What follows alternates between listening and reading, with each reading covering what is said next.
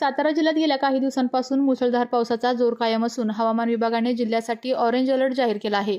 संभाव्य दरडी, पूर परिस्थिती आणि अपघातांचा धोका लक्षात घेऊन जिल्हाधिकारी कार्यालयाने कासपठारासह विविध पावसाळी पर्यटनस्थळावर पर्यटकांच्या प्रवेशास तात्पुरती बंदी घातलेली आहे। नागरिकांनी आणि पर्यटकांनी विनाकारण धोकादायक ठिकाणी जाणे टाळावे असे आवाहनही प्रशासनाकडून करण्यात आलेले आहे। मात्र या आदेशाला हरताळ फासत साताऱ्यातील कासपठार जवळील कास हिल रिसॉर्ट परिसरात काही युवक रस्त्यावरच पावसात डान्स, हुल्लडबाजी करताना दिसून आले। या प्रकारामुळे रस्त्यावरून ये-जा करणाऱ्या वाहनांना अडथळा निर्माण होत होता, तसेच अपघाताचा धोका देखील वाढला होता। स्थानिक नागरिकांनी या बेजबाबदार वर्तनाबद्दल नाराजी व्यक्त केली असून प्रशासनाने अशा नियमभंग करणाऱ्यांवर कठोर कारवाई करावी अशी मागणी होत आहे। पावसाळी पर्यटनाचा आनंद घेताना स्वतःच्या आणि इतरांच्या सुरक्षिततेची काळजी घेणे तितकेच महत्त्वाचे असल्याचे या घटनेतून पुन्हा एकदा अधोरेखित झालेले आहे।